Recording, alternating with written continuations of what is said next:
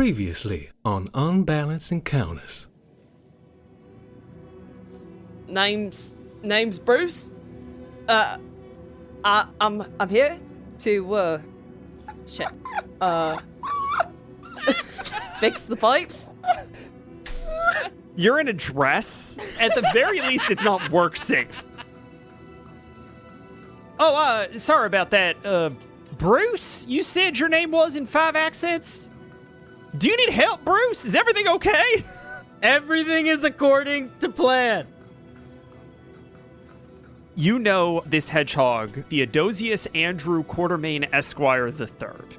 Ganbald, I am so glad that you're here. First and foremost, this hedgehog needs to feel more important. Melmanon is going to continue to stay away from Guard's whole situation, seeing that there is now another person there who quite possibly is looking for suspicious things. Do not worry, Elderberry is safe. And he holds it up. Now the entire crowd is focused on Spinks. I'm not as goofy as Mr. Spinks. I can tell this is like an angry mob, not a hip hip hooray. Isaac sighs, realizing all of this is, per usual, all his fault. He's gonna toss his shield at the gecko to knock the elderberry out of his hands, scoop it up like a football, and run towards the clock tower. What in the hell is going on here? June does not notice Bird's legs wrap around the dresser, begin to rock it back and forth. Everything according to plan.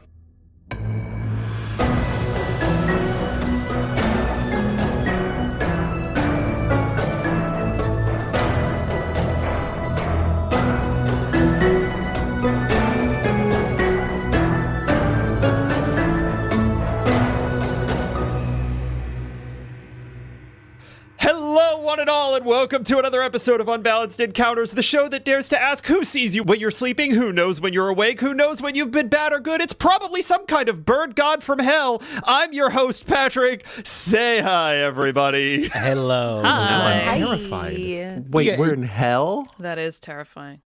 In our last session, Yeah. everything went entirely according to plan. Yeah, it did. It was perfect. Everybody's roles were great. And everything happened exactly the way that everyone predicted. And Isaac is definitely not lying on the ground, having committed a minor theft for reasons surpassing anyone's understanding. And then I woke up. It's all fine. It's all great. And by that, I mean it was an absolute shit show. And a lot happened. So I want to take a second, and I want to recap, because I would not blame you if you'd forgotten everything other than what you were immediately participant in, because there were like 9 subplots running last session. Yeah, fair. Yeah. So we start with the Mel causes a distraction plan, wherein Mel staged a robbery of a deific artifact, a tortoise shell, from the temple at the back of the bathhouse tower to draw Ganbald out of his study. Guard's job in this plan was to fetch Ganbald and establish some sort of distracting presence. Guard did this by demanding Ganbald's attention publicly and to no one in particular. First drawing the attention of the hedgehog Theodosius Andrew Quartermain Esquire III, who needs a lot of therapy, and then of the smoke spirit, who might also need a lot of therapy, but Guard seemed less interested in that. The smoke spirit then went and fetched Ganbald, but upon return, collided with Mel, who succeeded on a deception check against Ganbald, but not the smoke spirit. The spirit has seen through Mel's part of the ruse, and we'll see how that goes. But Ganbald is sufficiently distracted, freeing June to scale up to the study. Reevesy had tipped her off, recommending that she could simply climb up the steam pipes into the conservatory, bypassing the warding magic on the elevator. He was right. And she did. She was almost discovered by Jehoshaphat, the former Agravar fighter turned bird man, before she donned the disguise of Bruce, a squirrel folk laborer in the bathhouse with a terrible Australian accent. Just the best. Just the absolute best. She managed to convince Jehoshaphat out of her innocence before stealing a grappling hook and then scaling the rest of the bathhouse tower into Ganbald's private study, where she promptly discovered 2 important pieces of information. Branveer, Mel's long-lost friend taken before his time, is still here. Dale Snowthorn is not, as of yesterday. Sam's flipping me off right now. It's very important. Everybody needs to know that. Believe it or not, this was not the most batshit thing happening in the last session. The most batshit thing happening in the last session is, at the same time, Harissa and Isaac conceived of a plan to corner one of the Myconids that you killed in your first moments of being in the hot springs that was in the process of regenerating. So he's just a tiny little guy. And bullying him into acquiring an elderberry for you. Unfortunately, neither Harissa nor Isaac put many guardrails on this plan. None. So the Myconid decided to steal that elderwood berry from the gecko procession. Yeah, I was not expecting that. I was kind of mad about it. Harissa and Spinks freaked out about it and tackled it, stole it back for the geckos, got both the elderwood berry and the Myconid into the gecko's custody. And then at the last second, Isaac dove for the elderwood berry, stealing it again and doing a head over heels somersault to land at the feet of Ganbald. At about this time, Demoiselle broke free from her roost and the warding magic Ganbald had set up to keep her in, just for the moment. She smashed the clock off the bathhouse tower, and it fell down to the crowd below. And she has torn her way into the study. She hasn't seen June yet, but she wants that elderwood berry. Currently, June is in the study, but has not yet fully clocked Demoiselle. Guard is standing by Ganbald. Isaac is at Ganbald's feet with the elderwood berry. Harissa and Spinks are in the crowd. And weirdly enough, Mel, you're wherever you want to be. We left you vague. You're in the bathhouse somewhere, baby. The world is yours. You're not going to get up to the study because the elevator, but anywhere short of the top of the penthouse floor you could be at. And if you would all be so kind, I think enough has changed. I need everyone to roll me initiative. Let's go. I just want everyone to know that I was like, oh, I rolled a 7. I guess I'm last. Nobody's going to roll lower than me. And a big 6 shows up. Thank you, Guard. I appreciate I am you. here to support in all ways. June got a 21. Guard got a 6 all in. Harissa got a 16. Isaac, what did you get? I got 7. And Melmanon. Nat 20. A nat 20. What is that all in? 25. Mel, what a good dice roll justification for us saying you get to be wherever you want to be within the bathhouse. Mel, you are in the last moments of the calm before the chaos. You rolled a 25 on initiative. You rolled a nat 20 for a 25 on initiative. Before your turn even begins, where do you want to be? So I believe Mel suggested that possibly the Myconids had caused the burst pipe. So Mel said he was going to head back that direction, and that's where he passed the smoke spirit. That is correct. I'll add a little bit here. You're heading in that direction, but on a nat 20, what I'm saying is your rabbit ears are on a swivel, right? Like you hear from the penthouse the rending, the tearing, the clock smashing. You know something is happening out front. You know something is happening in the penthouse. I'm giving you that information so that you can kind of position yourself where you want to be, not just like within a grid, but like we're going to be scene jumping. So you get to sort of pick which kind of loop of interaction you want to be attached to. Knowing that June is up there, mm-hmm. I think Melmanon is going to make his way to the penthouse in some way. Now, Does the smoke spirit entirely control the elevator, or is there another way to make it work? Yeah, it's a lever. Okay, great. The elevator's usable by anyone. You just know that if you try to get off of it at the penthouse floor, you will flash out of existence. Okay. Melmanon's going to hop onto the elevator because he saw the smoke spirit walking away from the elevator. He's going to get onto the elevator to the floor directly below the penthouse. Easy. The floor directly below the penthouse is... actually, why don't you go ahead and roll me a d4. 3. A 3. Yeah. On a 3, I'm not going to let you decide what's on this floor. What I am going to say is that this floor is... I think it is properly like a hotel floor. I think there are some like sleeper floors kind of between the penthouse and what's beneath it to provide a little bit of buffer, right? And so I think that you pop out of the elevator, and I want you envisioning like a Kubrick hallway, right? Just like long, like endless hallway in either direction, patterned wallpaper, doors that are identical leading off into the distance. You do know that if you were to take a left off of the elevator, you could position yourself in underneath the conservatory at the sort of steam pipe distribution shaft. If you were to take a right, there might be some other stuff. There might be rooms and so forth. You haven't done a lot of exploring on this floor, but that is the floor that you find yourself on at the beginning of your turn. You have movement, action, and bonus. What do you do?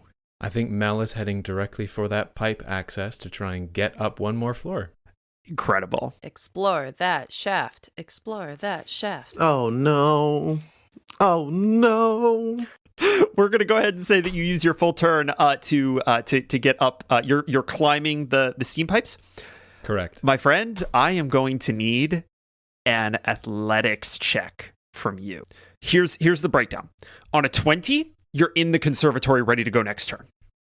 On a 15, you're going to need to take your movement to get into the conservatory next turn, freeing up an action and bonus when you get there. On a 10, you're gonna get up there, but it's gonna take you probably movement and action next turn. If you don't beat a 10, you're gonna start falling. Excellent. Okay, so you had a +0 to this. It is just straight up what's on the dice, unless you have any spells that you would like to use. But I think it's just gonna be the dice roll. Can bards inspire themselves? I don't think they can. I wish they could. No! A 6! Okay. On a nat 1, this was going to be very bad for you. You did not meet a 10. You get on this pipe, and it is hot again, right? It looks like they've been repairing it, and that is a surprise to you. Your rabbit feet are not built for climbing. You get about halfway up to the ceiling above you, the floor of the conservatory, and some combination of sweat and lack of coordination causes you to fall. These are 20-foot ceilings. Oh, I thought you meant June's leftover sweat for a second. No, June is a grappling hook. She's fine. You're going to fall 20 feet back to the floor that you started on. You're going to take 3 points of falling damage. But you are no worse than when you started, aside from the damage. That is going to be movement, action, and bonus for Mel. We are going to step out in front of the bathhouse. The clock has just fallen. And Isaac, you lay on the ground. I'm next? No. Oh, I was like, what the... Tease. You look so confused. I was like, why are you so confused? No, we're not till the end, baby. We can just chill for a little bit. I was... Yep. The smoke spirit steps up to Ganbald deferentially, awaiting instruction. Ganbald looks over the scene, looks at the fallen clock, and gestures the smoke spirit back inside. Movement, action, and bonus. It's on the elevator. We will see where that leaves us for Mel and June. June, can I get a perception check off of you? There's a free action here. Sure. What do your squirrel eyes see? 12. Okay. On a 12. You are absorbed in this ledger. So much so that as you rip the page out with Branvir and Dale, you don't hear the tapestry ripping behind you. And as you thud the ledger closed and turn, over your shoulder you see bird's claws ripping at the edges of the tapestry. And this amorphous mound of black feather starts heaving its way into the study. There's a beat where you freeze. There's no time to move or to react, not yet. But this hulking mass of limbs spidering over each other drags itself to the window on the far wall.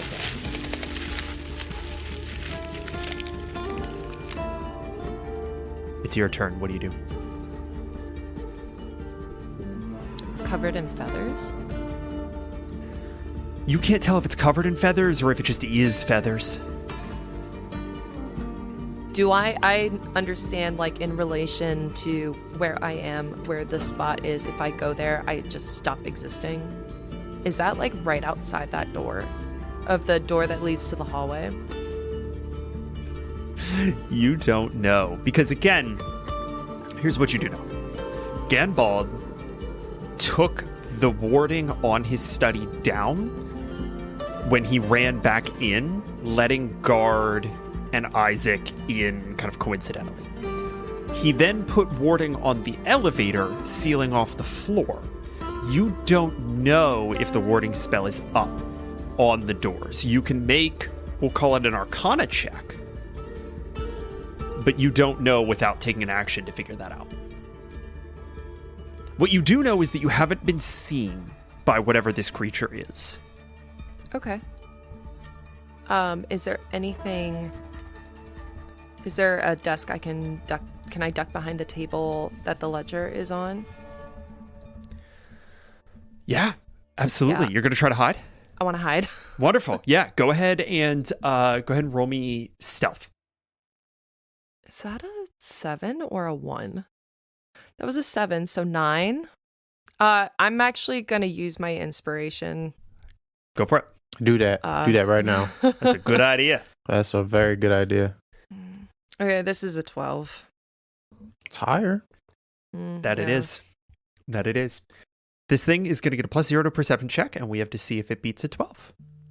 Not a chance. That's a 6 on the die. June, you duck behind this desk, ledger clutched tight against you, holding so incredibly still. That's action. Anything else from June? Can I use patient defense just as a bonus action? I'm just gonna kind of hold tight for a minute. Keep me honest on that, but yeah, absolutely. You go ahead and burn the bond and use patient defense. You tense all of the right muscles, ready to move out of the way if things go poorly. We jump back. Isaac. Love that look. Ganbald, standing some 8-9 feet in height, leans down grabs you by the collar of your silk robes and heaves you to your feet.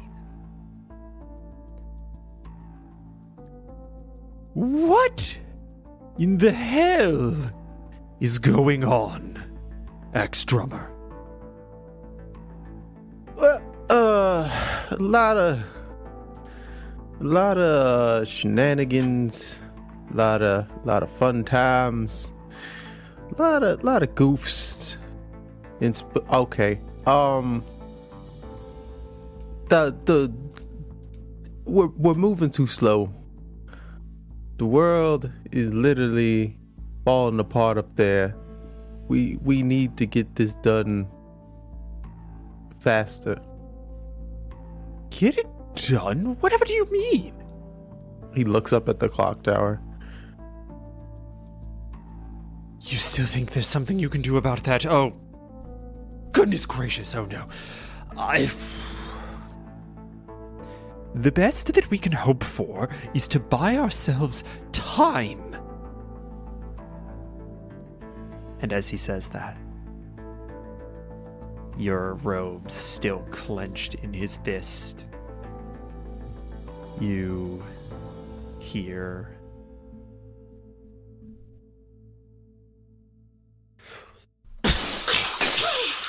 glass shattering, raining down on the crowd as it begins to disperse, screaming, screeching, panicking, fleeing, as two birds' legs drag this hulking mass of feathers out from the study, and it begins to climb down the building.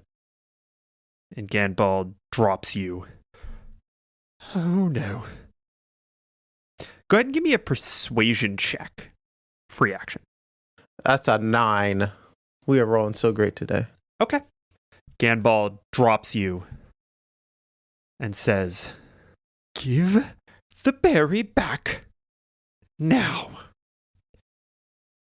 I'm going to deal with this, and then we're going to figure out what to do with all of you. Do I make myself clear?" Isaac looks down at the elderberry. Yeah. So it's roughly the size of like a soccer ball, maybe a little smaller. And it has this like kind of blue, bright blue kind of sheen to it. It's got a very vibrant green kind of calyx at the top. Yeah, I mean, it's this big piece of fruit. Okay. I'm gonna need my friend. Nope, there's no negotiations happening over here. All right. As you agree, you see Ganbald shoot straight up into the air, and the rope shawl that he wears starts to sort of levitate off of his body slightly. And from the distance, you hear him say, "Sweetness, please! I'm sure whatever the situation is, we can work it out. We're getting the elderberry, please!" And he is going to wave his hands and start trying to build additional rooms. Harissa, Yes. you just saw all of that happen. Yes. You have a roughly tank-sized mass of feathers Akira-ing its way down the wall toward you right now. Oh, God. Oh, God. What do you do? Is there any bystanders in the way? Oh, God, yes. There are... This is in the middle of the Gecko Parade. There are hundreds of innocents everywhere, running into each other, trying to get out of the way. It's absolute chaos. I'm gonna use thaumaturgy to basically make my voice as loud as possible. Okay. And just sort of yelling for them to just get out of the way, just like run, basically. Everybody go! Oof. That's very good. That's very good. That's very good. Go ahead and roll me. Go ahead and roll me a persuasion check with advantage. Okay, good. I was gonna say, I'm not gonna be able to do that. With my -1. 18. Amazing. All right. Yay! We are going to say 80% of kind of the people who are here, everyone freezes for a second and listens to you. Can you give us that line? What's that sound like? Everybody run now! And as you say that, you hear voices under yours, supporting yours. And they're a little familiar, and they're a little scaly. And in this moment, you realize that the voice, the commanding, almost irritating voice of your mother, and the calming, reassuring voice of your grandmother echoes through your thaumaturgy. As 80% of the people here change direction, now realizing what's after them, and make their way into the streets of the city. You are now dealing with just a handful of people left that you need to get to safety. That was a very good roll. For movement, how much distance is there between the remaining people and her and Demoiselle?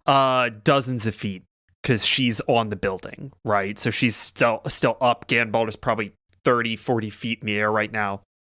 I think Harissa is going to look at Spinks. Spinks is going to, look back at her. And just knowingly, like, they both just know what they need to do. Spinks is, despite everything in him not wanting to do this, is going to tear off his dress. And they're both going to run to in front of the remaining people to sort of just be like between them and Demoiselle if she comes down. Okay. I am going to give you a difficult choice here. I'm going to give you a difficult choice. Oh, no. If you ruin that dress beyond reasonable repair, Spinks is going to have advantage on everything that he does for the rest of this fight. Oh. You're a monster. Okay. You're a monster. All right. You're despicable. You're the evil levels. No bounds with you. I ran these guys a horror mystery one shot, and nothing was as traumatic as what Patrick just said. Twisted. Legit. He did say he liked to emotionally hurt us, so there we are. All right. Because Spinks desperately wants to be the hero. Yeah. He tried to be the hero in collecting the elderberry. That didn't work out the way he was hoping. He is going to, Superman style, rip from the chest. Oh, God. And, you have a little S underneath, so like, on its Spinks. scale. The S stands for Spinks. S for Spinks. Rips it off. Tosses it to the side, and then sort of just like runs full through. Which makes it Isaac's turn. Isaac, you are back on your feet. You have the Elderwood Berry. Harissa closes in on you with Spinks at your side. What do you do? Isaac holds the elderberry, looks up at the eldritch void horror that is this insane god, and all the people screaming and shouting around him. He's like, all right. Everybody all upset over this little thing. How far away could he just launch this thing towards the elder god? You want to throw the Elderwood Berry at Demoiselle as she's running down the building? Yeah. Dude, I love it. That's fucking incredible. I'm gonna beam it at her forehead. Stop. Go long. I think realistically, just out of curiosity, what do you add to athletics? +5. Yeah, I think that on a DC 20, you could get this up to where she is, more or less. Okay. And because it's been forever, did I cast Bless last time we played? Or you did. You had Bless running on Harissa, Spinks, and I think yourself. Okay. So we'll go ahead and keep that running if you still are maintaining Yeah, I think concentration. that's right. Heck yeah. Cool. All right. Oh man, he's gonna point to a gecko, say, "Go long," and he's gonna toss it right at Demoiselle. Gecko's like, what? Okay, go ahead and roll me that athletics check, please. That's a 21 without the bless. Let's roll the bless. Yeah, do you want to see if you can get up to a 25? Yes. That's a 25 because I got rolled a 4. Oh He tosses it and he Yes. notices that the angle's a little bit off, Fuck yeah. and he takes Dale's shield, tosses that at the ball at an angle that just pops it straight upside her forehead. Dude, that's fucking sick. That's so good. That's awesome. Isaac, cool. you see from this massive feathers, you just chopped off. I need to be clear here. On a 25, you needed to hit a 25 to like skip a phase of combat here. Oh shit! Wow. We love And that. you just did that. Yeah, On a boy. 25, the elder woodberry pops up off your shield, zooms up toward Demoiselle. One of the legs reaches out and grabs it, and the force is enough to tug this leg free. What? And you see a smaller bird yanked from the mass of feathers, clutching the elder woodberry close, and it begins to fall. You know what, Isaac? That's action from you. Do you have movement or bonus? You see that this bird looks like it's going to start falling toward you. Oh, then I probably. You can like- move out of the way. Oh, how big is the bird? Medium-sized creature. Well, I mean, falling like plummeting or falling like. Yeah. Okay, well, I'm gonna. Isaac's not gonna move out the way. You try and catch them. You're going to try to catch. Okay. Okay. We'll go ahead and set that up. Yeah, I will shout for everyone else to scram. I don't know. Okay. Guard. You see this, 5-6 foot tall bird-like creature plummeting down toward you. Demoiselle is fighting kind of just over your head because you were standing kind of on the steps to this building alongside Ganbald. You had stepped outside with him. You've been watching kind of from that perspective. Chaos all around you. As far as I'm aware, I don't think Guard understands any of what's happening currently.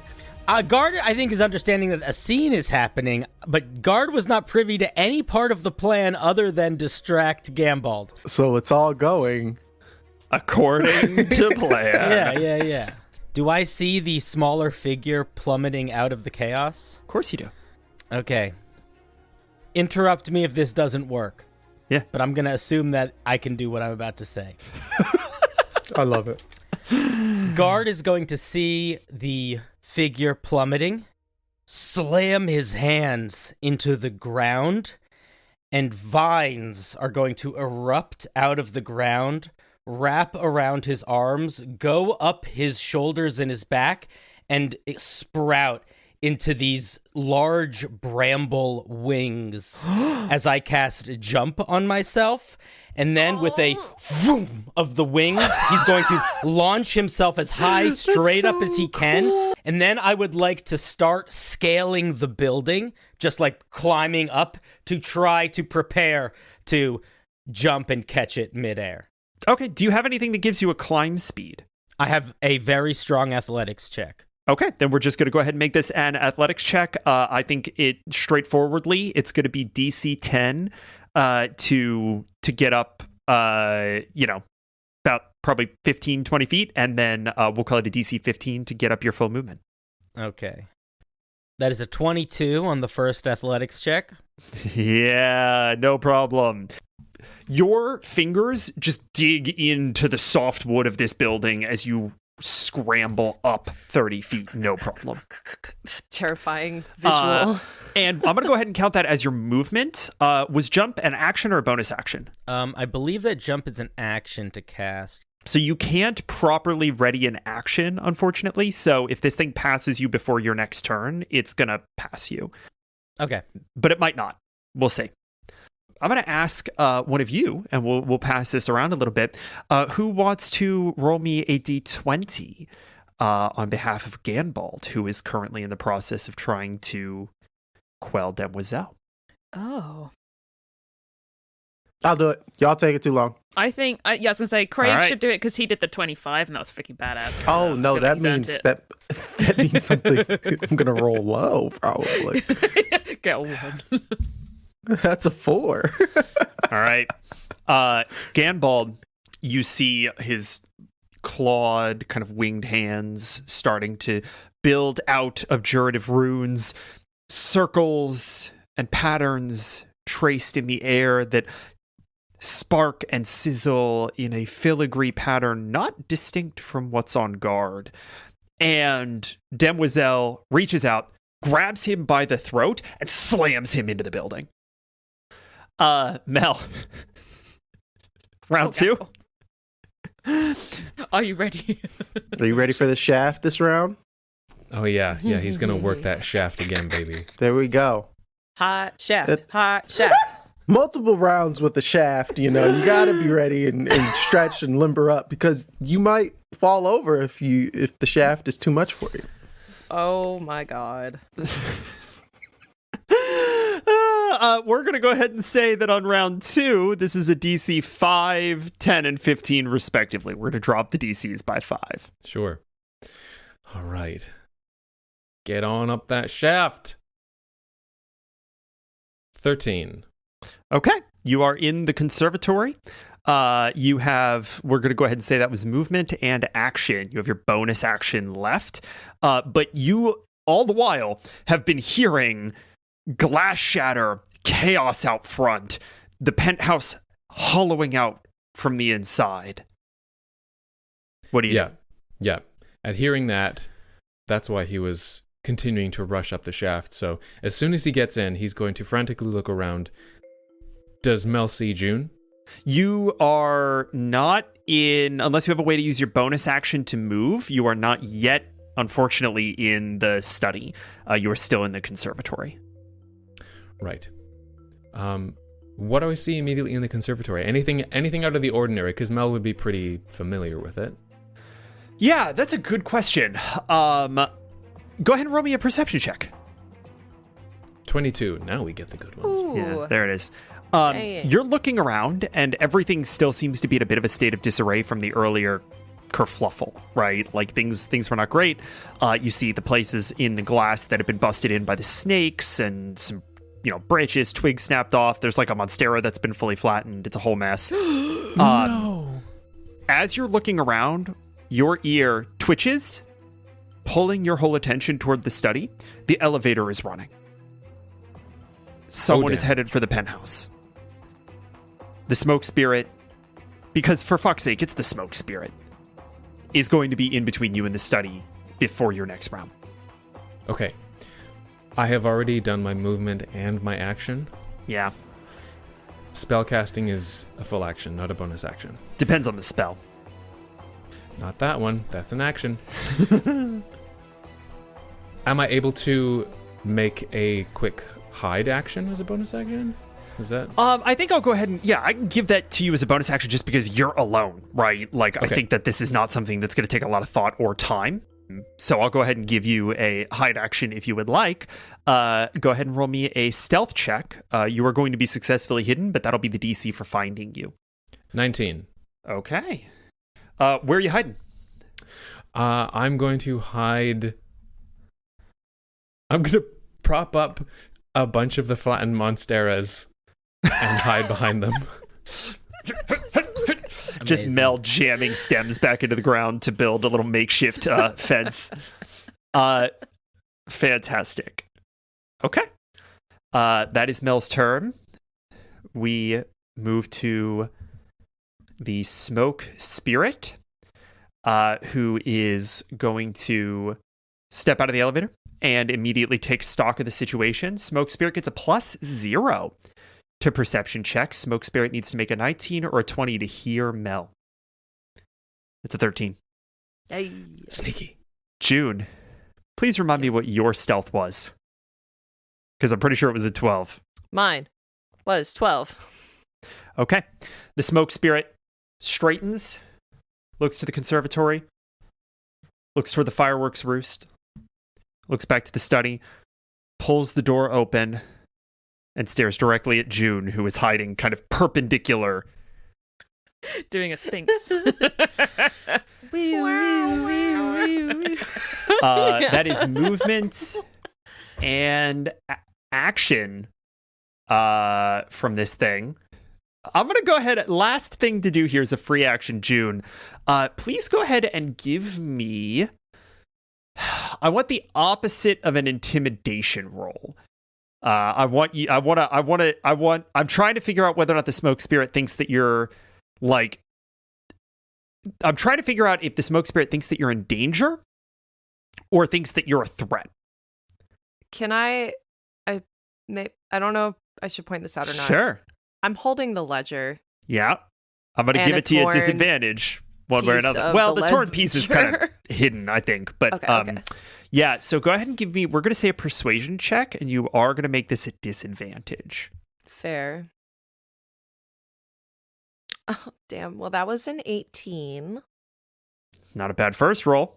And that's a 3. That's a pretty bad second roll. Plus 0 to the insight check, though, so could roll a 1 or a 2. That's a 15. Okay. The smoke spirit is locked on to you. Cool. I don't know about you guys, but I feel like we are knocking this shit out the park. Oh, it's great. It's going real well. Guard. Oh, hey. Fucking music. I'm holding onto the side of the building. You're watching this bird holding the elderwood berry fall. And it does 10, 20, 30, 40, 50, 60 feet. If you're cool with it, I would use my reaction to let go from the wall. Okay. So that I start to fall with it. Yeah. And I just brace the impact of it, doing nothing to alleviate damage taking. Yeah, I think that's entirely reasonable because that's mechanically nothing. That's just stopping something. You see this bird plummet, and it is whipping past floor after floor. What do you do? As I see it getting close to where I am, yeah, as a reaction, I'm going to release from the wall. And with my bramble wings, kind of just poof a little bit, so I just get just a little poof of air, sure, so that I catch it. I'm going to wrap my arms around it, and then I'm just going to free fall. I will brace to try to take as much of the damage as possible from the fall as we plummet down. Fantastic. Isaac, better move out the way, because holy shit. You grab this body, and as you fall, 10, 20, 50 feet. Your eyes focus, and you realize it's Sherwood. What? Oh, shit. And he screams. I need you to make me a Constitution saving throw. Actually, fuck's sake, you're immune to this. I forgot that you were immune to this. You feel something in your mask tremble and twitch in a way that is reminiscent of that brief moment of oblivion that you felt in the study. And nothing happens. And you slam into the ground. 5d6 falling damage. Give it to me, baby. I'm going to start throwing numbers at you. You add them up, okay? 2, 9, 3. Okay, 14. How's Guard doing? I'm immortal. I'm fine. Guard slams into the ground, taking 14 damage. It's just a crater. I am actually going to ask for dexterity saving throws from Isaac, and we'll say Sphinx. And Sphinx gets advantage on this because Sphinx gets advantage on everything. That's a 4. Okay. Isaac, you take 3 points of bludgeoning damage as you get clipped by guard. Ah, my kimono. All right. Yeah, your kimono's definitely a little torn at the edge now. Oh, no. Okay, he got a 10. Okay, Sphinx takes no damage. It was a DC 10. Oh, no, fucking Christ. Sphinx dodges out of the way. Harissa, you are already out of the way as guard crashes into the ground. It'd be like a bus falling on someone. Anyone who's not too distracted by that experience sees 2 more bird figures clamber out from the feathers Ew. and start to climb their way down the walls. It's 2 more of the Minehead boys. Guys. They are going to use movement action to get down building. June. The smoke spirit has seen you. Okay. What do you do? Hi.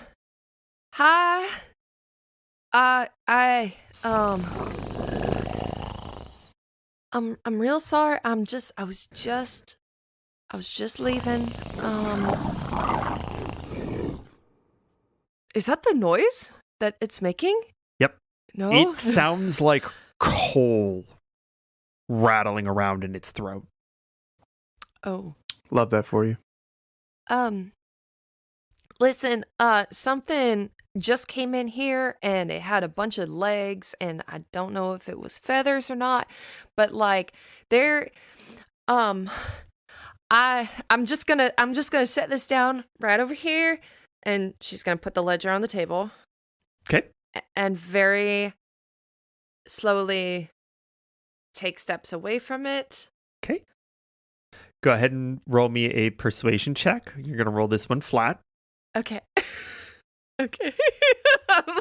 Like, how much more groveling? I could do more. I think we had enough groveling for the B-roll. How do I grovel more? Oh, shit. A 3.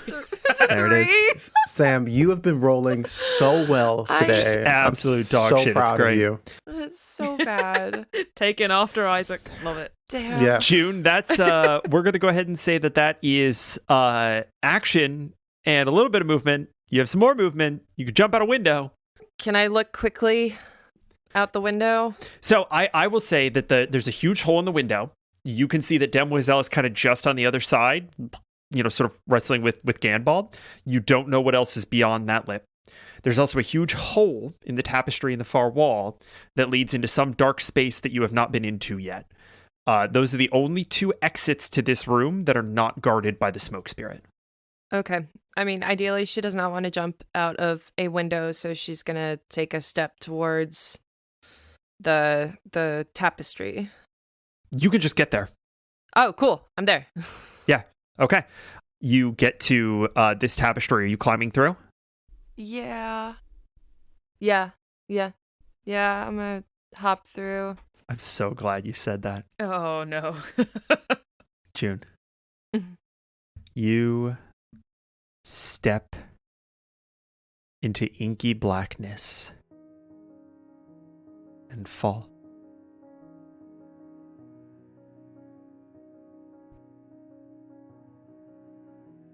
You tumble through the void for what cannot be a real length of time.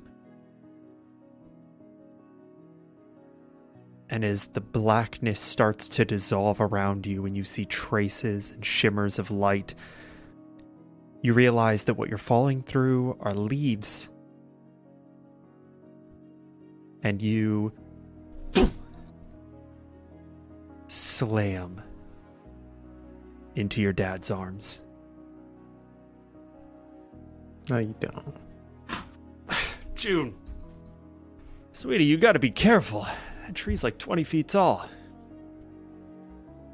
And you are 5, 6 years old. And have just fallen out of a tree for the first of many, many, many times. Oh. I thought I had it this time. I mean, your technique is great, but you gotta not, like, there are branches that won't support you. I know that you feel like you're not like that big, but you're getting pretty heavy, girl. That Mama can do it. Why?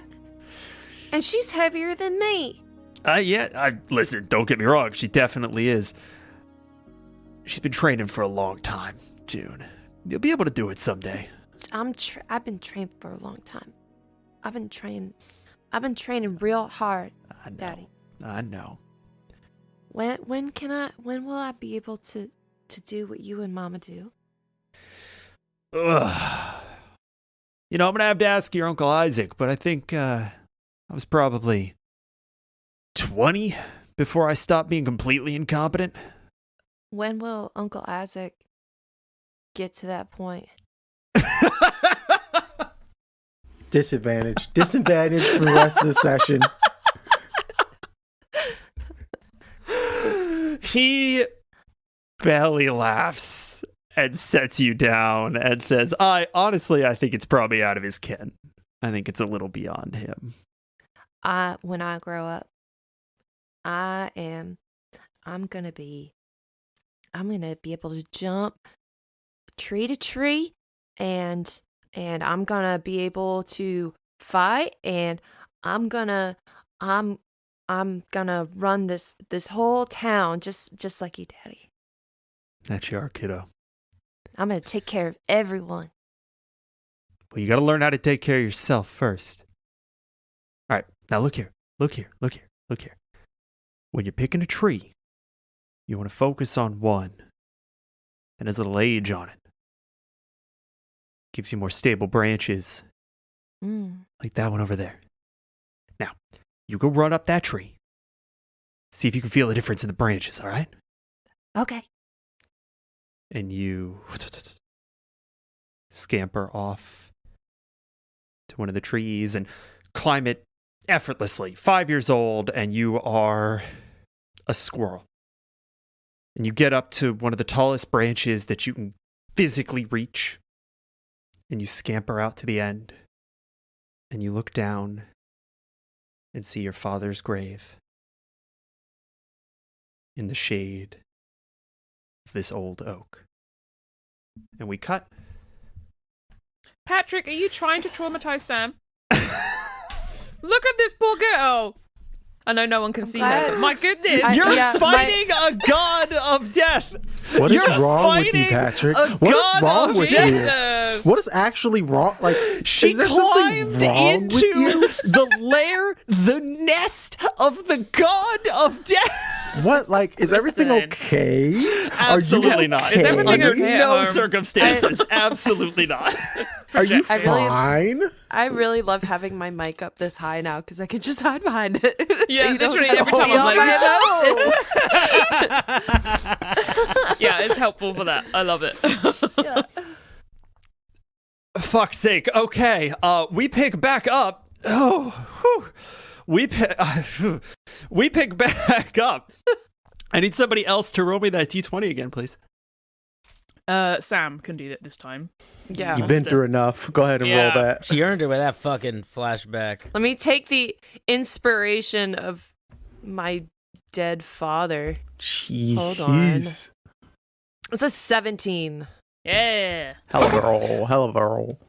Ganbald manages to pry Demoiselle's claw off of him and sort of pushes himself off from the bathhouse, kind of tumbles through the air and is falling, but we'll see whether or not he hits the ground. And Demoiselle forgets that he exists and begins climbing down the side of the building once again, and she makes it. You see her descend into the small and thinning crowd of the handful of people that are left, and everywhere her legs, feathers, beak graze, they fall dead, husked, dry, and removed from the cycle of rebirth. How many has she done this to? June, go ahead and roll me a, we'll say, go ahead and roll me a D20. Oh my god. Are any of these folks 10 feet from me? Yeah, how close? Because we were in front of them. It's a 2. Yes. But we'll, yes, so you were in front of most of them. I'm going to go ahead and say 2 of them. No? So you see 2 of them that just sort of split from the pack, get in her way, and just instantly fall dead. She is very clearly headed for guard. Harissa, it is your turn. Okay. Oh, Jesus Christ. So basically, I'm gonna make sure I am out of the way, obviously, and so I'm gonna move out of her path if I am in her path, and I'm gonna kind of like herd people in the process, right? So I'm just gonna get them out of the way, if that can be counted in movement. What I want to do is the elderberry visible? Like, is it like? No. Or is it hidden amongst... The elderwood berry is sort of nestled into Sherwood's feathered chest, which is... Sherwood, in turn, is nestled into Guard's ceramic chest. In a crater. So the elderwood berry is kind of like not really accessible from a We're distance. like a Russian doll. No. You're a Russian doll of fucked, is what it is. A Russian doll of fucked. All Dude, right. I have nothing but confidence. What I'm going to do then, Yeah. is... Because I think Harissa is aware that Mama Bird is after Baby Bird, right? Regardless of what's happening underneath. She is going to, with her handy-dandy rope that she keeps in her adventurer's backpack, Sure. gonna try and lasso Sherwood Bird, and pull it off of guard. Okay. Just so it's separated the two of them. Okay. First things fucking first. Give me Sphinx's persuasion check at advantage. Okay, great. What is his thing? Every Check point his above 10 charisma. is another He's got person that gets out of the -1. way. All right, he's got a -1 to charisma, so let's just bear that in mind. Sphinx like the best crossing guard in all the realms. Sphinx is also blessed. He is blessed. Okay, so it's got 15 is his highest. Okay, I'll do bless as well, just in case. So he's got 15 so far. Okay. Get a juicy 4. Yeah, juicy 4. So he's got 19 people. All right, so that's 9 people out of the way. There are fewer than 10 people remaining, kind of still trying to figure out how to get out of this situation. Go, move, get out of the way. Sure. Can't you see there's giant bird? Listen. All right, we're going. With his like frill, like get go. Just like an umbrella that you like are popping up to like nudge people away. To scare birds away, like. Psh, psh, psh, psh. That's extraordinary. Then I am gonna ask you for a weird fucking roll because you're doing a weird fucking thing. Are you proficient in athletics? Yes. Okay, you're gonna add proficiency bonus and dexterity bonus for a dex-based athletics check. You are grappling Sherwood with a rope. Okay, so I get a +5 to this athletics. Yeah, I'm gonna go ahead and say the issue is that there's a lot in the way. So I'm not gonna make this contested. I am gonna make this a DC, and I'm going to say that this is a DC 20. You add 5 to the roll, and you have a D4 for bless. You have to roll a 15 to an 11, depending on your bless roll. All right, no pressure, guys. You're fine. Nail it. Out the park. What'd I tell you? Okay. I rolled a 7. Well, hold on. 7, 8, 9, 10, 11. If you hit a 4 on the bless, you could get this. Just roll a 4. I got a fucking 1. Oof. Guard, you feel this rope land kind of around your arm and just like pull at you. I can't even pull guard out of the way because he's too heavy. Yeah, no, you definitely can't pull guard. Okay, in that case, I'm gonna. But you have the rope anchored to guard if that's useful for you. That could be helpful. I might shout at Craig to like help me pull him out of the way. You're gonna shout at whom? Sorry, I'm gonna shout at Isaac. There's a little penguin guy, Craig. He's just waddling over there. Craig, What? Me? What did I do? You in the crowd. Oh God, lady, I don't know what's going on. I'm like, Craig the penguin is actually Mickey Mouse. I love it. Sorry, I got too excited. I'm panicking, Patrick. I'm panicking. I'm gonna lose Vigil. Oh no! What has happened? Mickey Mouse's nightmare fuel. What the hell? Oh, incredible. You're going to ask Isaac to do what? Because Isaac's up next. As Harissa realizes she has guard instead of her intended target, she is going to shout at Isaac to help her pull him out of the way. Isaac, help me move guard quickly! She's gonna yanking with all her might on the rope. Okay. You have him grappled. You have him lassoed. That is movement, action, and bonus from you. Bonus being Spinks. So we're going to go ahead and jump to Isaac. Isaac, you have just been asked to help move guard. I will certainly let you use part of your movement to help get guard up, if that's what you want to do. But you have movement, action, and bonus. What's on deck? You said two of the little guys were near us, or they just got down? They are climbing the building. Demoiselle is down now. Okay, they're still. Okay. Isaac will turn and look at guard. You all right? Guard, barely looking over his shoulder to you, is going to say, "We need to get Sherwood out of here." With that, he helps guard up. And then I want to do either ensnaring strike or thunderous smite to like back Demoiselle up. To just give guard even more time as she's like squid monstering her way towards us, I'm assuming, right? Yeah, 100%. I wanted to throw the shield and the shield do it, but it's usually a melee attack. Here is the situation. Demoiselle is an elder god. You remember how easily she sloughed off your channel divinity and then willingly failed the save. Mm-hmm. Without even needing to make a check, you get the sense that she cannot even be targeted by spells that she is not willingly targeted by. Okay. Is there anything around that I could knock down or something to slow her down or something? Absolutely. Like that? Yeah. There are lampposts. There are pillars in front of the bathhouse. You can knock over some trees that I'm sure are in the way. The path is sort of brick lane and cobbled. You could potentially disrupt some of that space. Lots of stuff that you could do to the environment around her, but you definitely get the sense that you can't directly target her basically at all. All right, so I think that since Isaac's been focusing mostly, let's just break some shit. The pillars to the bathhouse, I want to drop those like in front of her to make it more difficult for her to get to guard, assumingly with that thunderous smite. Okay, you're gonna knock some of the pillars down, and you're gonna use thunderous smite. I love the idea of using this on your shield, and like, I'm gonna let you do it on this one because you're throwing it at a fucking beam and it's fine. What does it look like when your shield connects with this beam?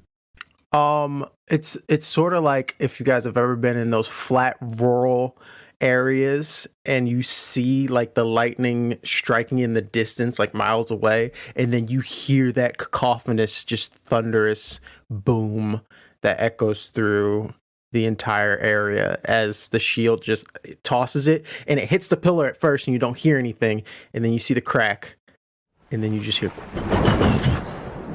as the pillar just starts tumbling down. Explodes, blowing shrapnel out in all directions. And this pillar comes down, knocking another one into its path and slamming down in front of Demoiselle. I will take that into account as difficult terrain as she continues moving forward. Okay, that is going to be Isaac's turn. Guard, you are on your feet. What do you do? You still have Sherwood in a grapple. Do I know that Sherwood has the berry on him? Yeah, you saw Sherwood grab it out of midair. Okay. I am going to take the berry from Sherwood. Okay. I'm going to toss Sherwood to the side. Oh. Ideally so that he lands against one of the more fluffy creature people, or a barrel of pillows or something. Sure.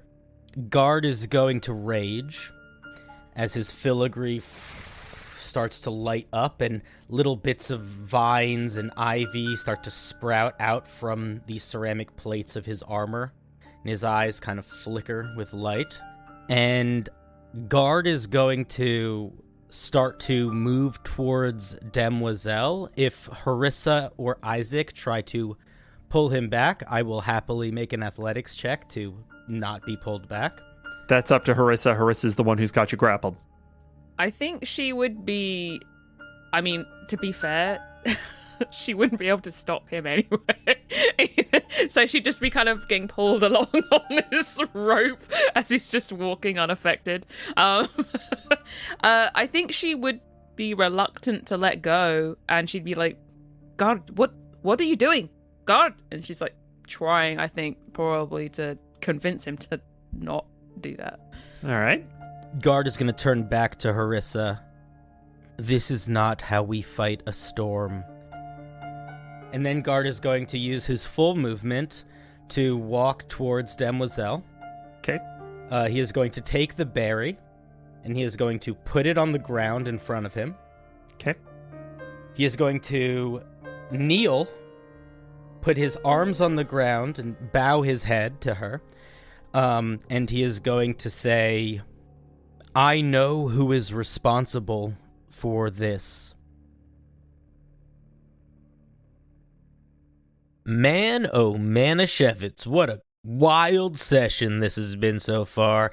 Good thing we're taking a break with good old me, Cinder. Hi, how are you? I got some news for you, friendos. Welcome to the mid-roll. We got Patreon updates. We got fully formatted PDFs of some wonderful homebrew from our game's world of Astilla.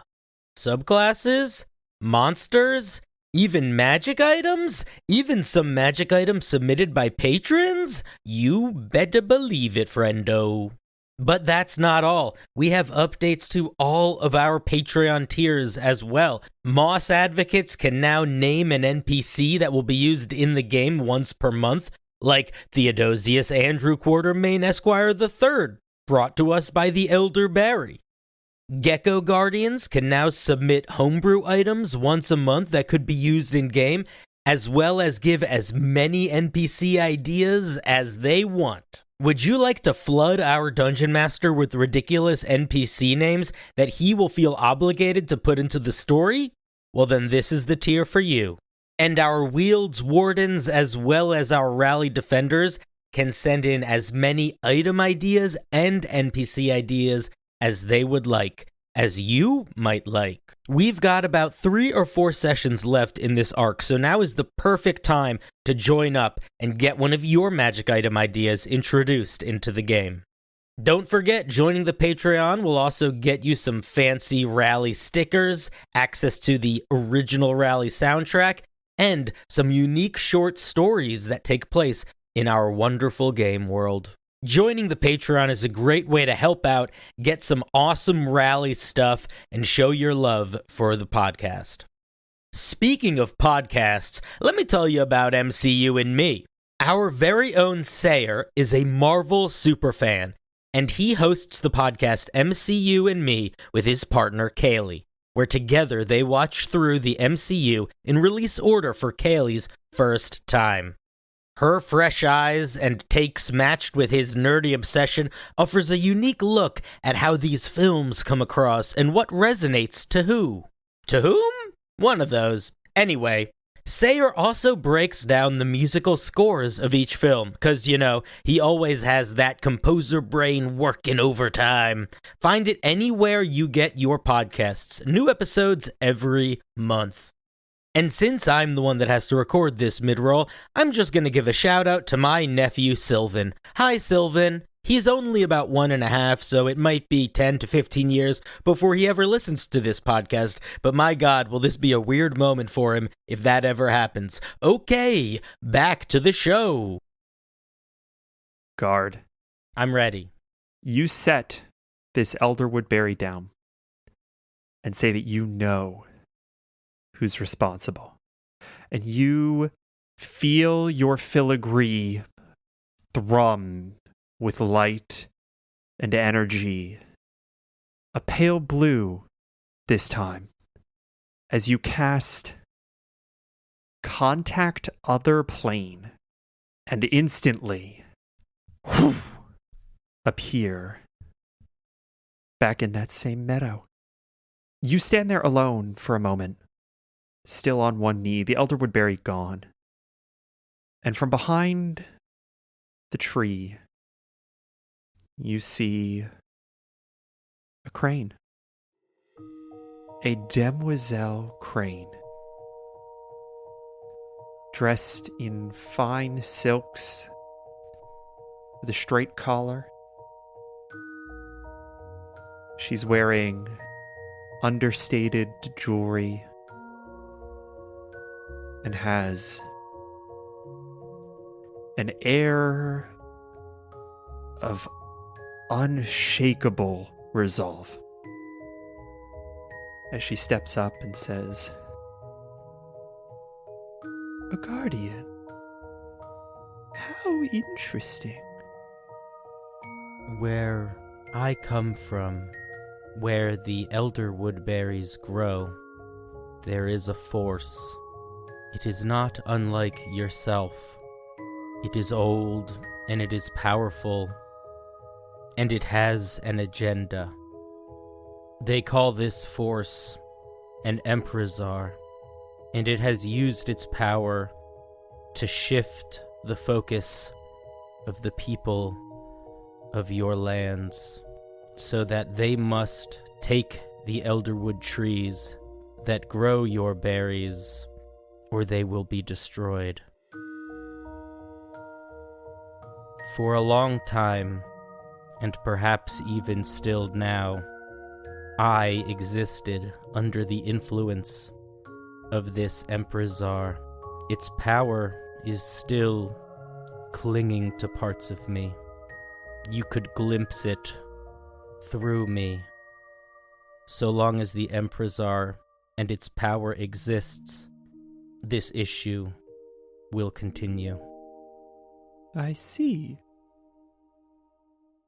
I would like to see what you wish to show me. Your memories, perhaps? How? She waves a wing. 2 stumps grow from sprouts into trunks, die, and are petrified into stools. If you would care to join me, we can peruse your memories, perhaps over a cup of tea.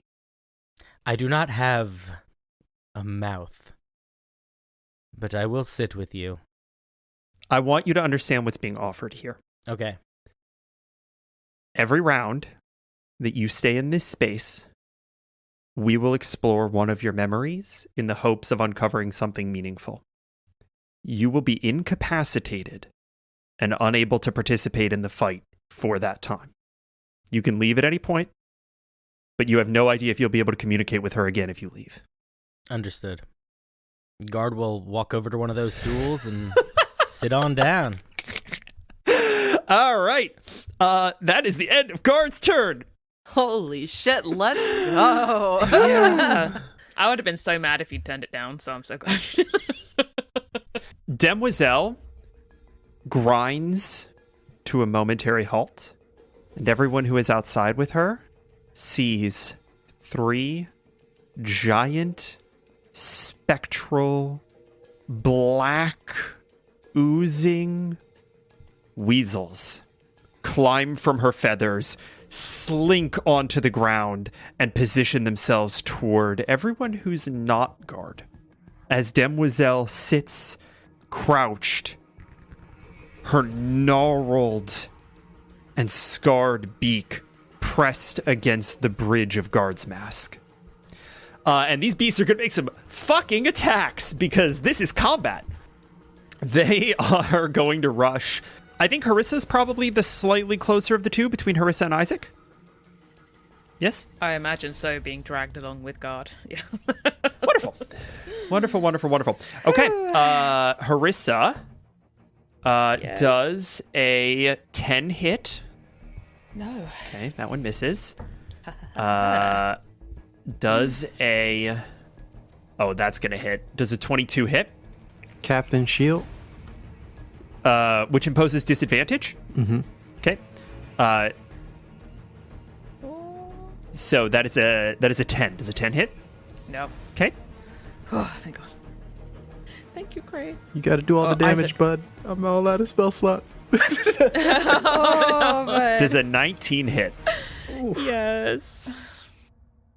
All three of them descend on you. One of them manages to get a bite in. It does 4 points of piercing damage. Okay, I could take 4. That's fine.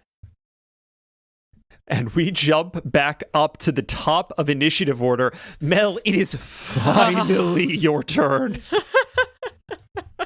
Mel, what do you do? All right. Hiding behind the propped up monsteras, Mel heard June talking to the smoke spirit, correct? Oh, yeah. What was the last thing Mel heard when June stopped talking? Obviously, he can't see June, but what did he hear that made her stop talking? You would have heard the door open, some growling, and then June just kind of talking. I mean, I think you probably would have picked up most of the words, but June just talking until her voice drifted as she was stammering to get away, right? Like she was just talking at silence, effectively. Okay. Is the smoke spirit still in the doorway to the study? Yes. Okay, Mel is going to just hold for a couple seconds and look at what the smoke spirit is doing, because he's heard June stammering and then stop talking, so he doesn't know what's happening. You get the idea that the smoke spirit is going to like lunge, right? Like the smoke spirit is hunched, kind of roiling. The smoke is churning kind of up around the shoulders. There's this sort of low growl, again, that like coal rumbling sound that you can pick up every now and again. You are at the precipice of action. All right. Fearing for June's safety, Mel is going to grab one of the stalks of broken Monstera and saunter out into the middle of the room and say, "My friend, Ganbald sent me up here. There is some kind of disturbance. It's good to see you here. What's happening, my friend?" You're creating a distraction, and you're doing a very good job of that. I want to remind you of the fact that you are not supposed to be here. And I want to remind you of the fact that the smoke spirit has determined independently of Ganbald that you are not to be trusted. I would not know that. You did see that the smoke spirit did not bow to you. Okay. So you would know that. This is reasonable. This is a reasonable course of action. I'm basically asking, do you want to have the dodge action taken? Are you doing anything to prepare yourself for the potential danger that you're putting yourself in? Yeah, his big old rabbit feet are like brimming with adrenaline, ready to hop out of the way. All right. Fantastic. The smoke spirit spins. Was not expecting you, so I'm going to give him disadvantage on this attack. Well, you have the dodge action, so there is necessarily disadvantage on this attack. They are going to lunge at you with a +10 to hit. Fantastic. Okay. That's a 3. Does a 13 hit? 15 is the armor class. The smoke spirit lunges at you. You, boom, hop straight up in the air and just Bugs Bunny the shit out of this situation. The smoke spirit goes tumbling underneath you, rolling toward the conservatory. You land, spin around. You don't lose it for a second. I'm going to go ahead and say you've used half your movement and your action. You have half your movement and a bonus left. All right. Is the smoke spirit in the green room? Or the We'll say in the doorway to the conservatory. conservatory? How far away is the smoke spirit from me? It'll take the rest of your movement to get to the smoke spirit. Okay. Mel's going to rush towards the smoke spirit and push it into the conservatory. Attempt to. Fantastic. Go ahead and give me a shove. Just to see how well this works. So what do I roll? Athletics. Ooh, 13. Okay. You shove the smoke spirit forward, slam the door. Nothing's locked, nothing's barricaded, but you've bought yourself a few seconds. And I intertwined the two of your turns because it goes directly after you in combat, and I thought that'd be more fun. So that is the smoke spirit's turn as well. And we cut. Sherwood is going to roll to recharge something. That's a 6. It recharges. Frick. Isaac, Sherwood stands up on bird legs, spreads his shoulders, covered in these molting, ratty, coal-colored feathers, cracks his neck, turning his head toward you, and you see the mustache of your friend. That familiar, weathered face. As he, in a look of inscrutable pain, lets out an agonized wail. I need a con save from you. Oh, great. Con save. I thought Sherwood was going to do something helpful. That's a natural 20 for a 23. Let's fucking go! Incredible. You save against this whale ability. However, there are 2 more Minehead boys that are going to clamber up toward you. I think that they are going to follow Sherwood for the moment. So I need 2 more Constitution saves from you. Okay. That is a 19 That saves. and another a natural 19 for a 22. Jesus Christ. Yeah, you managed to save against all of these shrieks. They are unpleasant to hear, but you get the sense that the Minehead boys are in a fair amount of pain. Isaac's just thinking back to, as he sees his friends, thinking back to the times, late nights, drinking, them telling him the stories of their travels, him laughing along with them, and he's like trying to resist these shrieks. June, we jump back to you. Can I please get a wisdom saving throw from you? Sure. D&D, what is this? Oh, god dang it. Well, 10. Nope. June. The look on your face. You're so upset. Oh, the dogs are also upset. Yeah, they're like, roll better, Mom.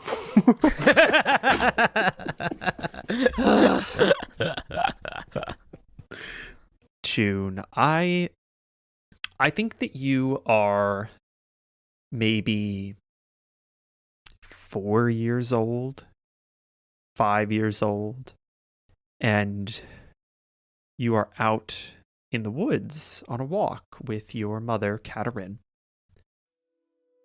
And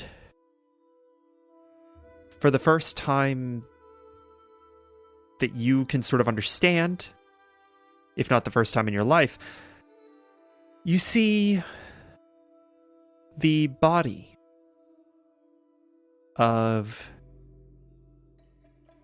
a little wolverine, a cub that didn't make it through a cold snap, laying kind of up against a rock. Maybe this was its den. And this is the first time that June, you've ever been able to process death as a thing that can happen, as a state of being. And I'm curious how June feels in this moment. As a 4-year-old?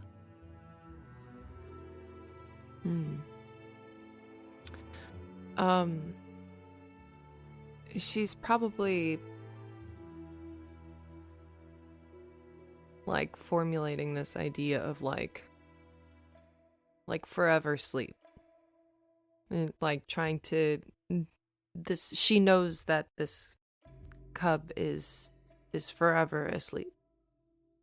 Do you say anything to Katerin as you process that? Mama, will it dream? Is it dreaming right now? You know, I don't know, sweetie. I don't think anybody really knows what happens when you go. Do you think should we make it comfortable? Should we give it a bed? So it's not so cold. I think that'd be very nice, sweetheart. And I'll tell you what,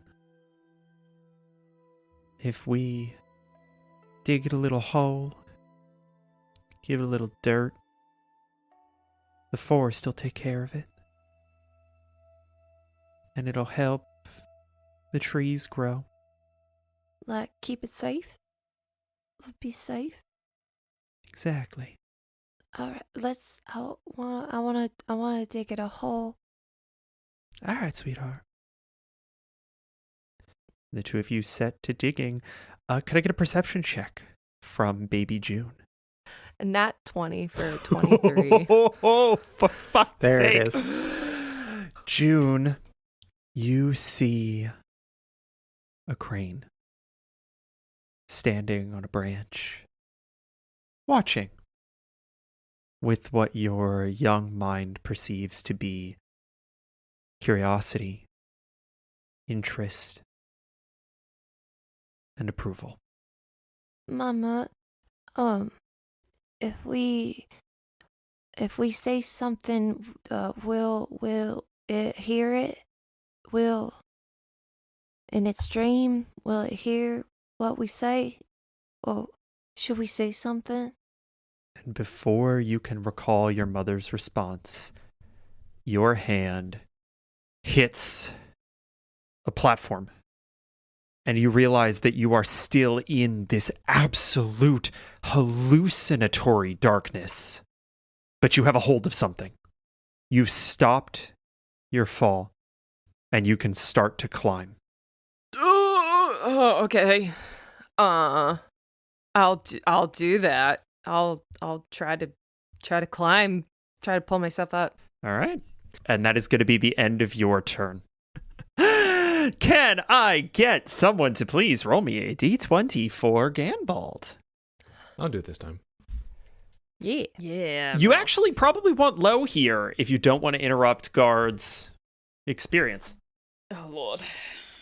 It was on the corner of the screen, about to be a nat 20. It's an 8. Oh no! An 8. Let's go. Ganbald lands behind Demoiselle, his hands glowing with this eerie, luminous green warding magic, and he pushes them forward as if to will the spell into her, and one of her legs just kicks back and hits him square in the chest, and he goes flying like he was hit by a donkey in a Marx Brothers film. Oh, Jesus. Oh, jeez. Harissa, Yes. you're being attacked by shadow beasts. What I do you do? You can't win with these things. No. Sphinx is gonna run and bite the rope free from guard Mhm. because Harissa's at the other end. And attempt to encircle them and like tie them up with the rope. Like run around them. Tie who up with the rope? The weasels. Oh, so you're freeing the rope from guard. And using it to like yeah. That's an object interaction from Sphinx, and then an action from Sphinx. That would be all I can do, really. But yes. Yes, if you take your entire turn to do this, I will let you do this. Yes, because I can't do anything this close range. So Please give me an athletics check from Sphinx. Sphinx is making this an advantage for all the good it'll do him. oh, to both 17, so a dirty 20. For Mr. Sphinx. Amazing. Okay, a dirty 20. These shadow beasts are going to make a group acrobatics check. That means that 2 of the 3 of them need to get higher than a 20. Each of them adds a +2 to the roll. Well, that's a natural 1. Yay. Come on, Sphinx. That's a natural 20. Okay. Okay. It's The back to highs flat. and lows. It all comes down to this third one, baby. Dude, the fucking roller coaster. This is a roller coaster that we're on.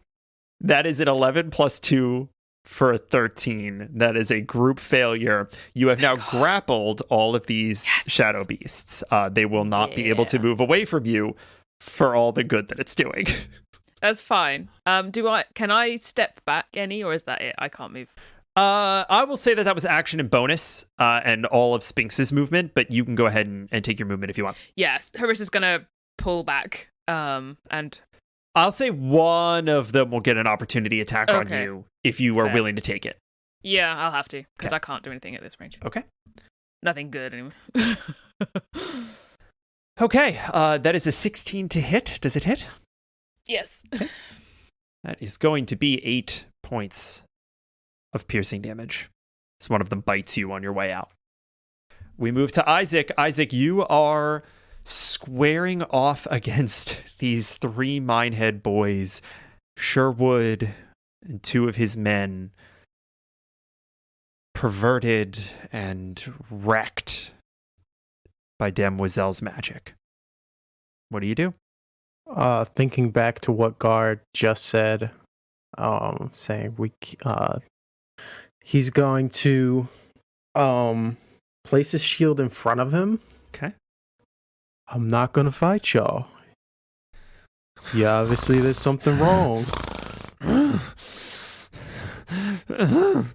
And for the first time in his life, Isaac is gonna try and be empathetic and cast Divine Sense as a way to figure out what is happening. Okay, what does Divine Sense do? It's the basic term of it. As an action, you detect good and evil until the end of your turn. You sense things within 60 feet. But I'm using it as like kind of a insight check as to. I'll go ahead and give you, if you burn, that's a channel divinity, right? It's not channel divinity. It's just a divine sense. I get 3 of them every long rest. Okay, great. If you burn a Divine Sense, I'll give you advantage on an insight check. Okay. And this will be a staggered DC, so you'll get something out of pretty much anything above a 10. Okay, I got a 15. Okay. On a 15, you could tell immediately by the looks on their faces that while these may have been your friends, and with any luck might be your friends again soon, there's something missing behind the eyes. And they are lashing out in pain. And you see that they want more than anything. They seem almost drawn more than anything to you and Harissa. They seem to largely ignore Guard, and they don't seem to even recognize that there are other beings here. On a 15, you get the sense that they are drawn to the living. With that knowledge, that was my action. With movement, he's gonna go back to back with Harissa. I'm going to go ahead and give one of these an opportunity attack. Yep. That is going to be an 18. 18 is my AC. Meets it, beats it. You take 5 points of slashing damage as this Got thing it. claws at you as you walk away. All right, is that your turn? Yes. Wonderful. Guard, you sit with Demoiselle and watch her brew a cup of loose leaf tea and take a long sip before she reaches out and just gently runs a feather along your forehead. I need you to roll me D20 plus wisdom. I rolled a 19. I have a +1 to my wisdom, so I have a 20. Okay. So there were three breakpoints here. There was a 25, which I don't even think you can get. I wouldn't have been possible. The highest I could roll is a 22. Okay. There was a 20, and then there was a 15. You rolled a 20. You turn off. And you come to in a body that is not yours. You are standing in what feels heavy, almost immobile. It feels like you are encased in stone. And as you kind of get your bearings, you realize that you are encased in stone. You look at your arms, shift one up, it moves inches, but can be rotated to lock into a very specific and curious position, sort of hand outstretched, finger wrapped around nothing. This is a very limited body, but perceptive. You can feel everything that's happening beneath you. Sand, a lizard skittering through it, maybe a mile away. But to you, it just feels visible. And you shift slightly, turn your head what little you can, and see a man walk up to you.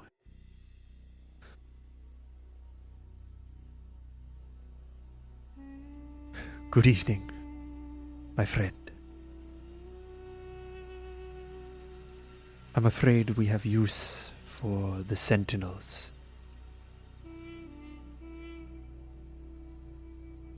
Will you protect us and offer your help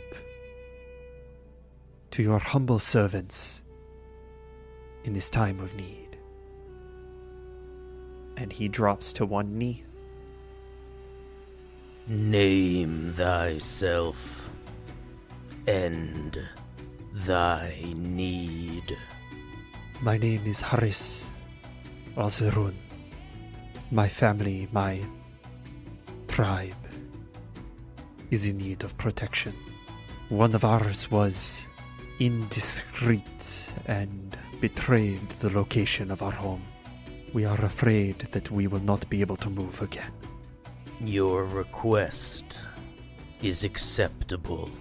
He hangs his head, draws to his feet, hands you a crossbow. The heads of the bolts are these intricately carved adamantine filigree, almost basket woven together so that they're hollow on the inside. And you feel it slot into this stone hand perfectly. And he gives you a little salute and says, "We will have everything ready for your approach by dusk. If you will excuse me, I will ask the same of the others." And I will stand silently. And you snap back to the meadow. Oh my. That wasn't your memory, was it? I'm not exactly sure how memory works, but that is not something that I have seen before, no. Was that what you wanted to show me? No. All right, well, we'll try again, won't we?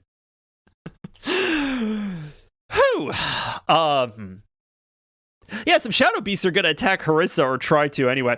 Come on, man. Oh boy. I think I'm gonna. Just when I'd found out my past, I died. We just want to talk. Actually, you know what? You know what would be more fun? You know, what would be more fun and actually less stressful on them if they all attack Sphinx instead. No. Does a 16 hit Sphinx? Yes. A 9 does not. No. And a 14 does not. So only one attack hits. Okay. Captain Shield. Imposing disadvantage. Okay, we're gonna roll one more time. The dress. Nope, that's a flat 23. Oh, okay. So that's gonna be 7 piercing damage to Sphinx as one of these things bites him, and that is all 3 of the Shadow Beasts, though. They can't fucking go anywhere. Mel, it's your turn. You have a smoke spirit trapped in a greenhouse. Jesus. All right. If Mel quickly whips around and looks into the study, June's gone, correct? Yeah, she's just fucking gone.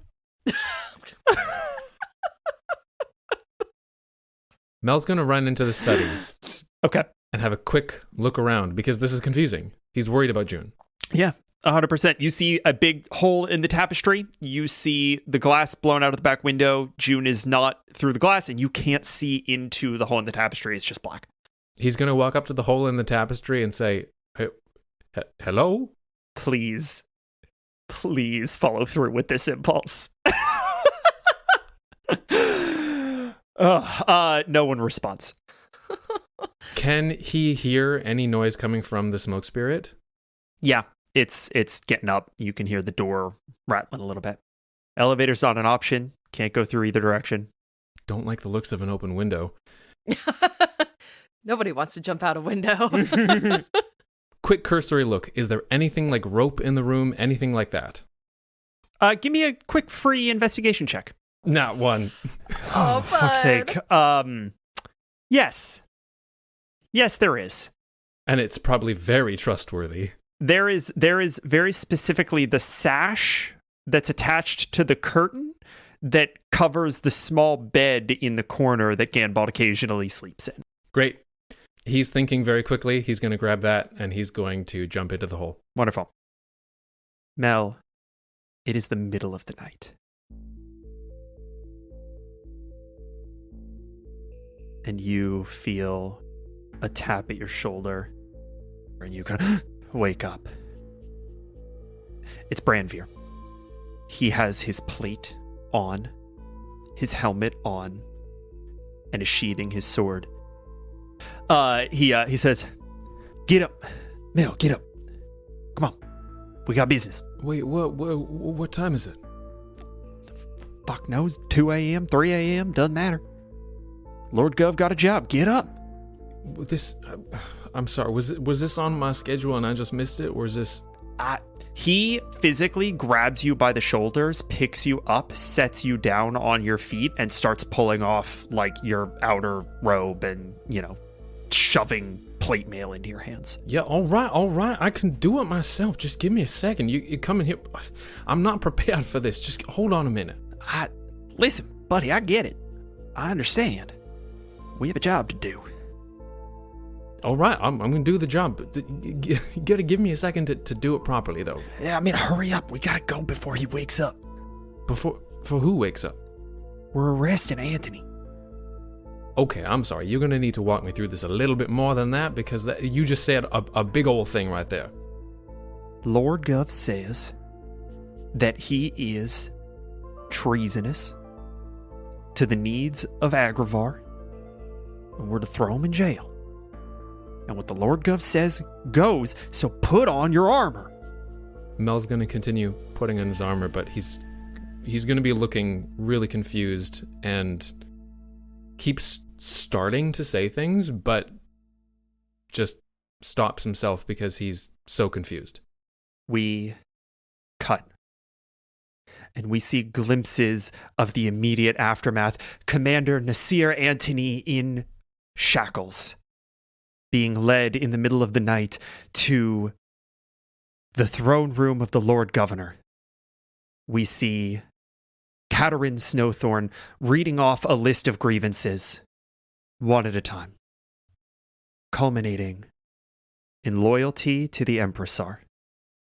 We cut to Antony behind bars. Mel, how do you feel about this? This is a big shift in what he perceived as the power dynamic in Agrivar and where he thought he was told his loyalties should lie. So, like Branvir said, he's following his command, but he's pretty conflicted about this.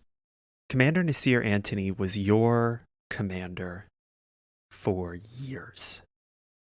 He was the man in charge when the old Lord Governor died, and he has been the head of the Agra Wardens since before your time. Sure, he's loyal to the Empressar. It's a little odd to not be. The Empressar is why Agrivar was allowed to exist in the first place, able to collect the lands that it had collected, acquire the farmland that it needed, tear down the wields that it needed to. Why wouldn't you be loyal to the Empressar? And what happens when that's a crime?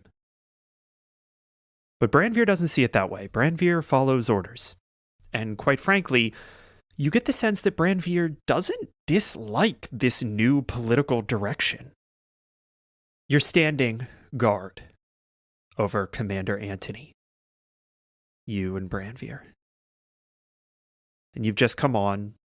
You relieve the prior guards from their duty, and you're having kind of a casual conversation with Branveer, and he steers it in a direction, and he says, "You want to watch the prisoner have a chicken fit?" I'm sorry. A what? Chicken fit, freak out. Yeah. Is this fun for you, Branveer? Well, I mean, in general, it's pretty dry, but I just got some very interesting news that is not going to sit well with His High and Mighty. Is it important for him to know? What's important anyway? Come on. Yeah, well, it's going to be a long night, I guess. Yep. Oi! Fuckface! Up and at 'em! We know something you don't know. Commander Antony looks up, growls, but otherwise ignores you. We're going to war! Lord Gov says it's time to rebel against the Empressar. Ain't that a hoot? And Mel, this is the first you're hearing of it. What do you do? Mel's going to immediately walk over to Branveer and sort of push him out of sight of the bars up against the wall to the side, and just sort of not push him aggressively, but push him like, "Can we have a private moment for a second?" What the hell, man? Yeah, sure. What? I thought you would have been excited. This is going to be great for us. I don't know what part of a war you think is going to be great. I mean, what do you mean what part of a war is going to be great? We're soldiers. It's what we do. No more terrorizing peasants. We're going to get to go take the fight to the actual people in charge. I don't know. I guess just when I signed up, I didn't actually think that it was going to go this far, Nowhere else for it to go. We want the right to self-determination. We want the right to be able to kill the people that need to be killed and not just the people the Empressar wants killed. We're going to have to fight back. Yeah, well, I guess so. This is just a lot to wrap my head around right now. First, Antony behind bars. Now we're going to war. This is one hell of a night. Listen, you need to talk it out. You can go talk to the Lord Gov. I could watch this simpleton. You sure? I mean, he's behind bars. What the fuck's he gonna do? Plus, it's me we're talking about. Honestly, the man's ancient. I could probably take him. No, yeah, I know. You can handle yourself pretty well. I know that. Yeah. I need to get a better handle on this. Yeah, all right. If you can hold this for like 20 minutes, half an hour, I'll be right back. No problem, buddy. You got to get your head straight on this. We're on the right side of this, man. Yeah, maybe if I can just get some more context. He slaps you on the back. All right. Okay, I'll see you soon. And we cut to your return. The door to the cell blown open. Empty. Branveer, or what's left of him, lying on the ground. Blood-red vines up and out of his mouth, pooling into black blood on the floor. Mel rushes over and just tries to wake him. And that's where we end the turn. All right, Sherwood recharges. Minehead Boy 1 does not. Minehead Boy 2 recharges. I need Constitution saving throws from Harissa and Isaac. A whole 7. It's a 19. Isaac, you're fine. But I need another one from you. 14. Great. Harissa, you hear shrieking as Sherwood just belts out another anguished wail, and you fall unconscious. What? All right. Goddamn. You are asleep. Good Which night. frees me up to do an extraordinary fucking thing. I am going to say that because you moved away from these shadow beasts, and they are grappled, you said you were 30 feet away from them kind of generally. I'm going to say that you're 30 feet away from the furthest shadow beast. I'm going to say that you're 15 feet away from the nearest because they're kind of in a line. Harissa? Yes, DM. How much HP do you have left? Lucky 13. No, sorry. Do I have none of that now? You lose 12 hit points and 12 hit points off your maximum. Are you joking? Why? I know this has been happy lore fun time. These things will fuck you up if you're not careful. June. You hoist yourself up onto a platform and land, catching your breath and realizing that you are back in some kind of reality that you can at least fucking feel. And you are at the hole where the clock was. So you can see now sort of the ambient light of the mushroom sort of ceiling of this place permeating this hole. You can kind of see yourself dimly lit. You've broken through the thrall of this place and can leave out of this hole or try to jump back out through the tapestry. I was just gonna ask, can I see anything like in the hole? That's a 19. Well, the first thing you notice is that you hear Mel jump in. So Mel's in here with you. The next thing that you the next thing that you notice, I'm actually just going to ask you, like, what else are you looking for here? Like where exactly Mel is, and if I can't tell, then I'm gonna shout out. You can't tell. Okay. Mel, are you in the hole?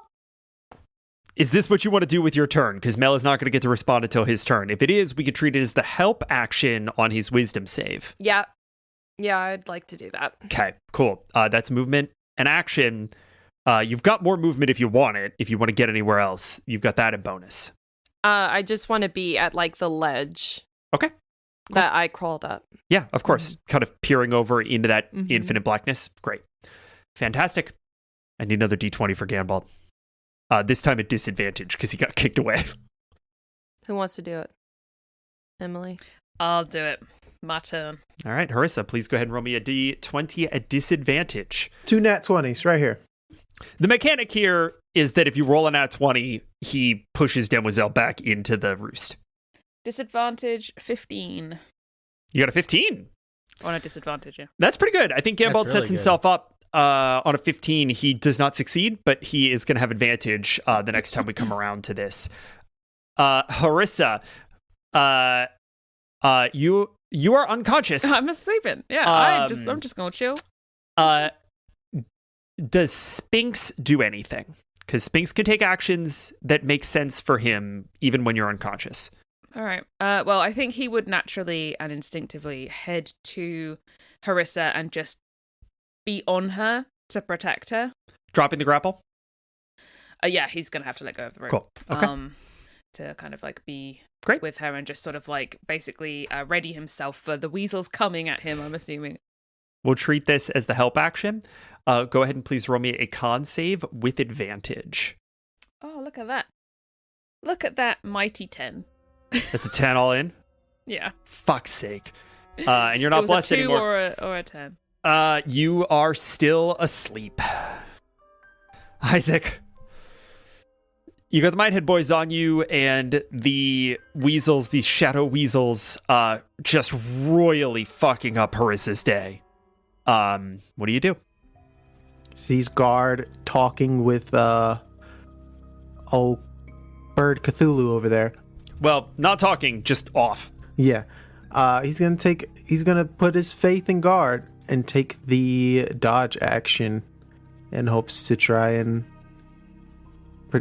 Is there anything he sees that would like? It's a 6v2 right now. You've got these Wolverines are closing in, or excuse me, these weasels are closing in on Harissa. So you could theoretically put yourself in between them to sort of run some interference there. No, yeah, that's the assumption, is to keep everything away from unconscious Harissa. Okay. You go ahead and do that. We'll treat that as the dodge action, but you're trying to get in their faces. Mm-hmm. Cool. Are we like encircled? Because I would take an attack of opportunity, I'm pretty sure, because of this, right? I think what it is that you aren't leaving the threatened area of any of the Minehead boys. So everybody's closing in. You're not leaving the threatened area. I will take it. Guard. Oh, hey. Would you like to try again? Yes. Wonderful. Oh, I seem to be out of tea. Oh, well. And she reaches back out and brushes your forehead with her feather again, her index feather again. Please make me a wisdom ability check. 5. Please roll me a charisma saving throw. A 10. Okay. Guard, you feel your memory clank off of something in your head. Whatever it is that you just pressed against, that is the Emperor's touch upon me. Oh my. That's very odd indeed. Powerful magics, but this Emperor's, are they divine? What do you mean by divine? Are they divinity, like yourself and myself and all of the small gods?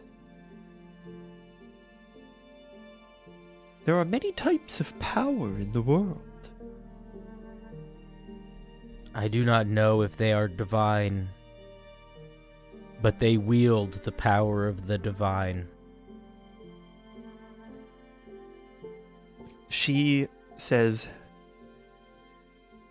well, they wield it expertly. But there's something here. There's something deeper than the simple use of divine magic. There is divinity in, or corrupted divinity in this spell. Curious. I wonder how much pain it hides.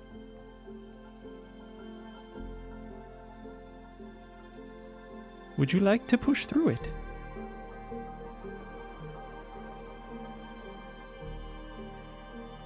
I think we must, for you to truly understand what is at play.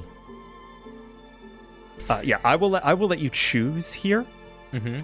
Demoiselle can crack this open and see what's inside. However, you are going to have consequences. And those consequences are going to be twofold. You're going to need to make a con save to prevent physical damage. Mm-hmm. And you've already failed your charisma save. You don't know what the consequences of that would be if you pushed through. You as a player know that you've already failed this charisma save, so if you push through this, there will be additional consequences. And you'll have to make a con save or there will be physical consequences. I'm pushing through. Damn right. Please make a con save. That is an 8. Guard, your face cracks in half. Part of the faceplate just falls, so that the only part that remains is like a Phantom of the Opera mask of the top third of the forehead and the eye. The whole mouth just falls. And we flash back to the sound of a cart with one squeaky wheel.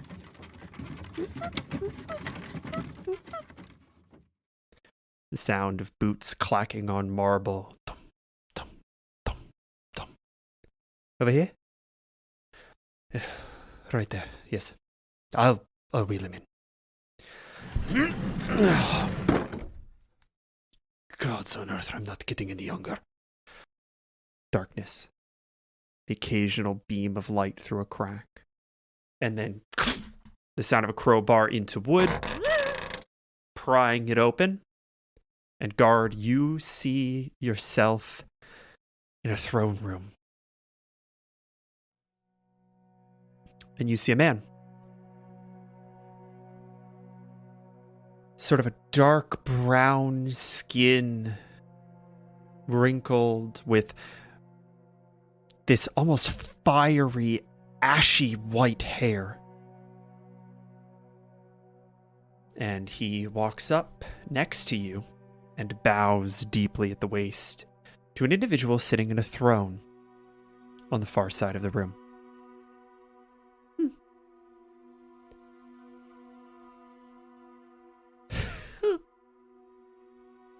Is all that this individual on the throne can muster.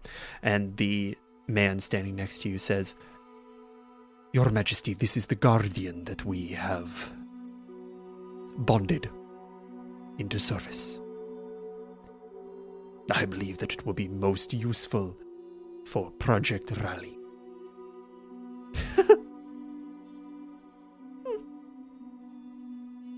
Would Your Majesty like a demonstration? Bit of a childish shrug.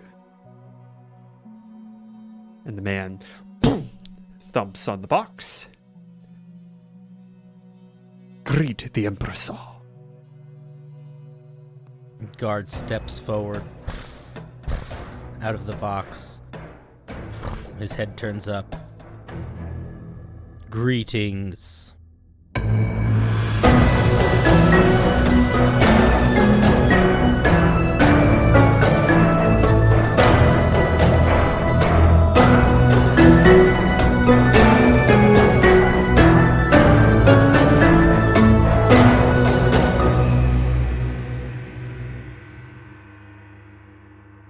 All right, you lovely creatures, that's another episode in the books, and what a goofy one at that.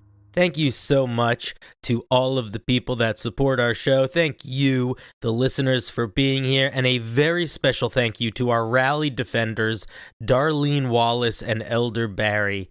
We are able to make this show what it is because of support from you and viewers like you. So thank you again, and have a great week. And we'll see you guys in the next one.